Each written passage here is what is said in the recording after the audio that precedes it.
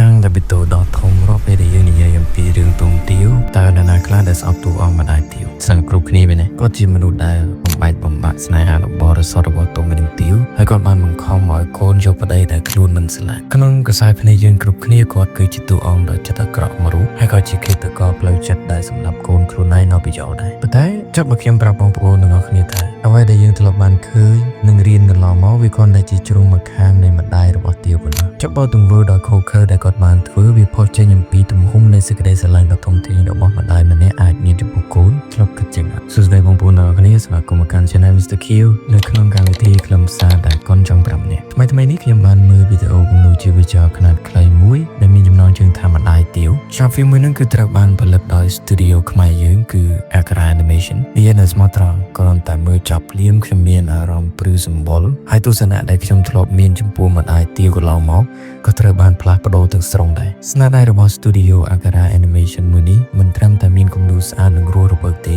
តែអ្វីដែលអស្ចារ្យបំផុតនោះគឺការទាញយកតួអង្គដែលគេស្អប់បំផុតយកមកបញ្យល់ឲ្យក្លាយទៅជាតួអង្គដ៏គួរឲ្យអាណិតបំផុតទៅវិញថ្ងៃនេះយើងនឹងទៅវិភាគទាំងអស់គ្នាថាតើគំនូរជីវចលមួយនេះចង់ប្រាប់សារអប់រំអ្វីដល់ពួកយើងប៉ុន្តែមុននឹងយើងចូលជ្រៅទៅដល់បេះដូងរបស់ម្ដាយទាវតាមរយៈស្នាដៃរបស់ Studio Akara ខ្ញុំគិតថាយើងគួរតែរំលឹកប្រវត្តិដើមនៃសាច់រឿងនេះបន្តិចសិនដើម្បីកុំឲ្យការវិភាគរបស់យើងស្ដាប់ទៅវាខ្វះក្លាយកតុយឬក៏ភ្លេចប្រភពដើមជាដើមសម្រាប់បងប្អូនដែលធ្លាប់បានដឹងរឿងទុំទាវមិនមែនគ្រាន់តែជារឿងនិទានបែបប្រឌិតដើម្បីកំដរអារម្មណ៍លេងៗនោះទេតែវាជារឿងពិតដែលត្រូវបានគេជឿថាបានកើតឡើងនៅក្នុងសម័យលង្វែកដែលសម័យនោះស្ថិតនៅក្នុងសតវត្សទី16ក្នុងរាជការព្រះបាទបរមរាជាទី1សាច់រឿងនៅកំសត់មួយនេះត្រូវបានប្រជាជនខ្មែរយើងនិទានតគ្នាពីមាត់មួយទៅមាត់មួយអស់រយៈពេលជាច្រើនរយឆ្នាំរហូតមកដល់ឆ្នាំ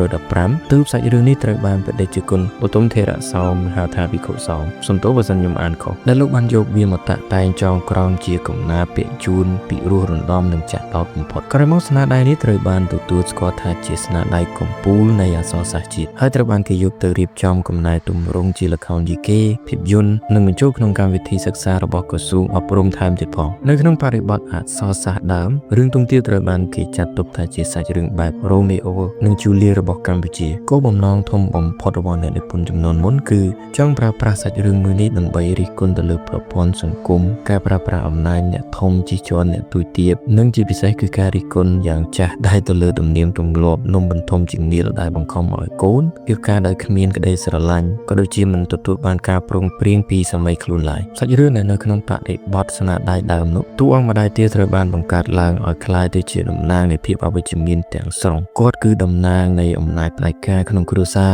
ដែលធ្វើឲ្យអ្នកអាននិងអ្នកទស្សនាគ្រប់ចំនួនស្អប់គាត់ដល់ចឹងប៉ុន្តែអ្វីដែលគួរឲ្យចាប់អារម្មណ៍នោះគឺជាង100ឆ្នាំក្រោយមក Studio Akara បានសម្រេចចិត្តបង្វែរកាមេរ៉ា180ដឺក្រេហើយផ្ដិតយកទស្សនវិជ្ជាចេញអំពីកែវភ្នែករបស់ស្ត្រីចំណាស់នេះម្ដងតើមានអ្វីលាក់កំបាំងនៅពីក្រោយភាពផ្ដាច់ការនិងភាពកាយសាហាវរបស់គាត់តោះឥឡូវយើងត្រឡប់មកវិភាគស្នាដៃថ្មីទាំងអស់គ្នាថាតើ Studio Akara ចង់ប្រាប់អ្វីដល់យើងចំណុចទី1នៃកុនមួយនេះគឺសេចក្តីខ្លាចរបស់ម្ដាយទាវជាទូទៅយើងតែងតែគិតថាម្ដាយទាវបង្ខំឲ្យទាវយកមើលងួនព្រោះគាត់លោភលន់និងចង់បានទ្រព្យសម្បត្តិរបស់មើលងួនចង់បានមុខមាត់ចង់បានយល់ស័ក្តិប៉ុន្តែរឿងខ្លីមួយនេះបានបង្ហាញជ្រុងមួយទៀតនៃម្ដាយទាវថាគាត់មិនមែនលោភលន់ទេតែគាត់ខ្លាចអ្វីបងប្អូនសម័យមួយគាត់គឺជាស្ត្រីមេម៉ាយដែលត្រូវរ៉ាប់រងគ្រួសារតែម្នាក់ឯងគាត់ធ្លាប់ឆ្លងកាត់ជីវិតលំបាកធ្លាប់ហែឆ្លងការខ្វះខាតទើបគាត់យល់ច្បាស់ជាងនរណាទាំងអស់ថាស្នេហាដ៏រ៉ូមែនទិកមិនអាចយកមកដាំស្លស៊ីជំនួសបាយបានទេឥឡូវយើងមកប្រៀបធៀបតួអង្គទាំងពីររវាងមើលងួនជាមួយនឹងទុំម្ដងទុំ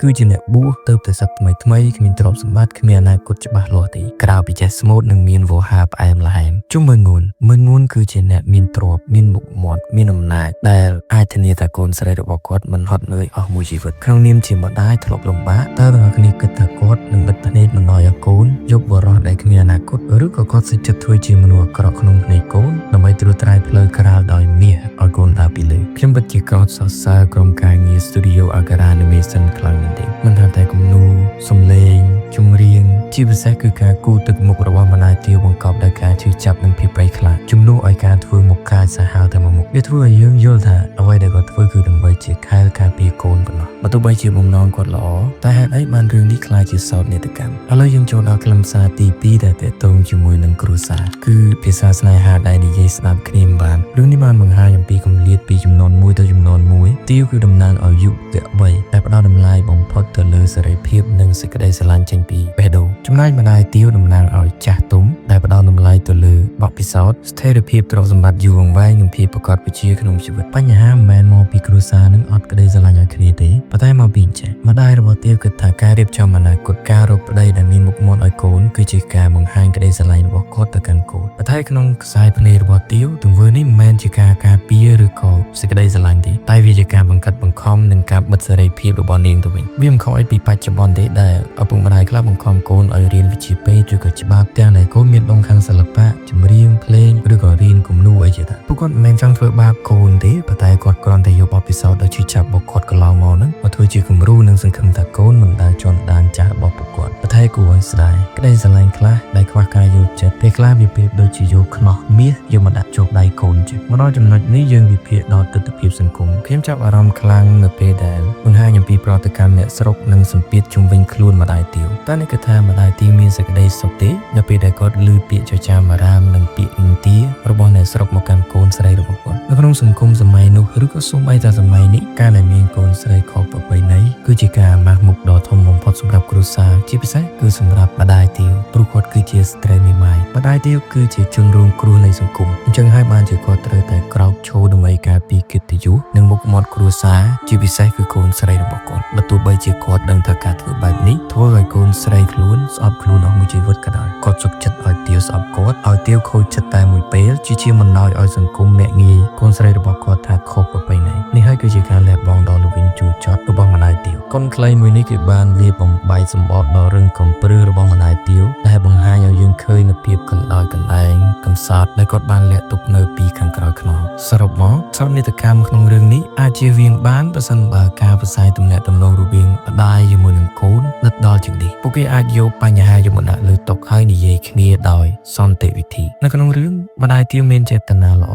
ប៉ុន្តែខ្វះការយល់ចិត្តនិងការស្ដាប់គាត់គឺមិនដែលអង្គុយចុះហើយសួរកូនដោយទន់ភ្លន់ថាកូនស្រីតើកូនចង់បានអ្វីពិតប្រាកដឯចំណែកទាវក៏មិនព្រមព្យាយាមបញ្យល់ពីជំរឿចិត្តរបស់ខ្លួនឲ្យម្ដាយយល់ដែរក្រៅពីរត់គេចហើយយកភាពស្ងៀមស្ងាត់យកមកតទល់មានទស្សនៈមួយនិយាយថាក្តីស្រឡាញ់ដែលស្រឡាញ់ខ្លាំងពេករហូតដល់គ្រប់គ្រងចូលវាសនារបស់មនុស្សម្នាក់ទៀតវាលែងក្លាយជាក្តីស្រឡាញ់ហើយតែវាទៅជាការដាក់សម្ពាធឲ្យគ្នានឹងគ្នាទាំងសងខាងជាចុងក្រោយវីដេអូរបស់ Studio Agara Animation មិនមែនផលិតដើម្បីលាងជម្រះកំហុសឬប្រាប់យើងថាត្រូវតែគ្រប់គ្រងទង្វើរបស់ម្ដាយទាវនោះទេគាត់នៅតែមានកំហុសដដែលប៉ុន្តែរឿងនេះគឺបានបង្កើតឡើងដើម្បីពញ្ញាក់ស្មារតីយើងឲ្យចេះយល់ចិត្តគ្នានិងប្រាប់យើងថាកុំទាន់វិនិច្ឆ័យនរណាម្នាក់ថាល្អឬអាក្រក់ឡើយគ្រាន់តែឃើញជ្រុងមួយនៃមនុស្សម្នាក់ខ្ញុំសង្ឃឹមថាស្នាដៃគំនូរជីវចលខ្មែរដូចជា Agara Animation មួយនេះនឹងបន្តផលិតនូវសាច់រឿងដែលមានអត្ថន័យជ្រាលជ្រៅបែបនេះជាច្រើនទៀតហើយទាំងអស់គ្នាក៏គួរតែគ្រប់គ្រងស្នាដៃនៅក្នុងស្រុករបស់យើងទាំងអស់គ្នាបើមិនបានមើលវីដេអូពេញទេចាប់ចូលទៅមើលទៅ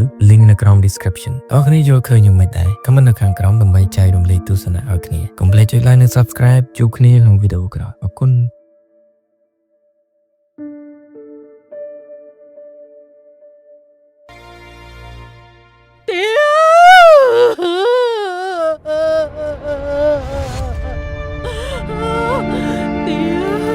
ទាវកូនម្ដាយកូនទាវត្រឡប់មកវិញមកកូនម៉ែព្រមតាមកូនហើយទា